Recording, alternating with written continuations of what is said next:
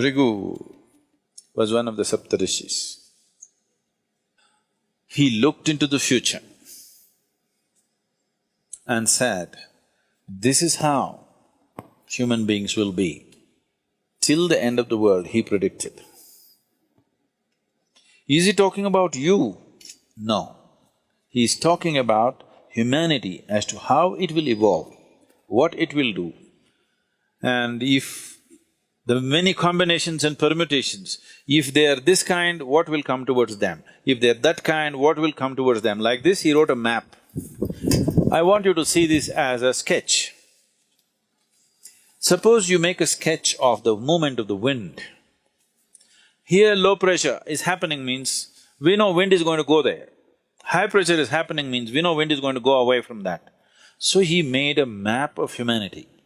Human consciousness, if it's like this, he will move here, he will move into this kind of womb, he will attract these kind of things, this will happen, that will happen, like this elaborately he went into the whole thing. So Bhrigu Samhita this was called, this is a map of human consciousness till the end of this solar system. How human beings will evolve, what types of human beings will come, what are all the things which will factor. How to read this? He trained people. If an elaborate map is made of something, suppose you take have you seen a topographical map? Not the regular map. Have you seen the Geological Survey of India or the United States, they have this thing. Have you seen these maps? It will take a certain amount of training to read the map, it's all written there. Or have you seen the aeronautical maps? They're really complex, okay? If you want to fly from one part of the world to another, there is an aeronautical map. Unless you're well-trained, I've gone through these exams and I've passed the exams, but I don't think I can navigate from here to, let's say, South America successfully, because the planet is round, it's spinning, time zones are changing, all this is factored into the map. Somebody who knows how to read it, in 2 minutes he knows exactly what it is, coordinates, he will write and he knows where to go. Otherwise, if you don't know how to read it, you spend days with it, months with it, you do not know. So when he wrote this elaborate map of human consciousness, he trained people with a certain dimension of intuitiveness to read this, because this was not all logical stuff. So these people maintained this tradition and came, and it doesn't matter how skeptical you are, what you are, they will say things in your face which will make you feel like an idiot, okay? And it's true, unfortunately. You go sit there in front of Nadi Vaidya, first thing he'll shock you with is, as he said, he will tell you mother's name and father's name. You finished, you're already floored. Because you've gone from somewhere. It doesn't matter. If you are from some other country, he will tell the first letter, he may not know that you're a Susanna or you're a Tanya, he may not know. He will say, your name starts with T. Just like that.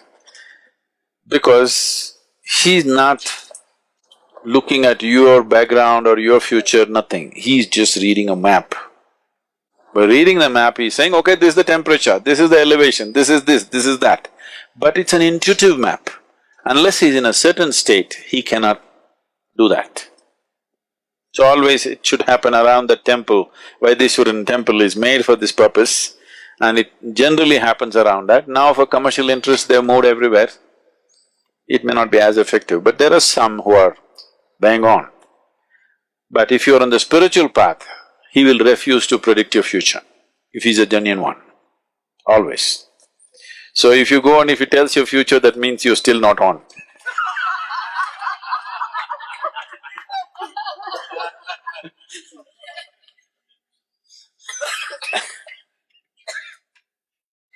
So, is destiny fixed? Destiny is not something that's fixed by somebody, it is your own karma. So your software is in a certain way, so naturally it'll function that way. Suppose you have a certain type of software on your computer, whatever you do, it'll do the same thing, isn't it? But can I smash the computer and stop it? I can. But still if you turn it on, the same hard drive, same thing will come on in a new computer. So if you want, I'll tell you, if I tell you you live for 80 and you jump off the mountain today, new computer will buy for you sometime later, but same hardware, same software rather, same thing will happen, nothing new.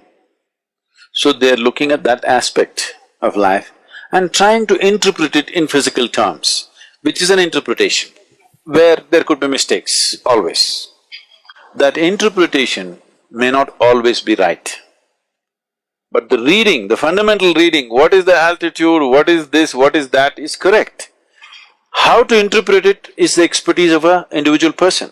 Not everybody can interpret the same way. So this whole science developed Bhrigu Samhita, but if you're on the spiritual path, they'll refuse to say because no reading for you. You don't belong in that range.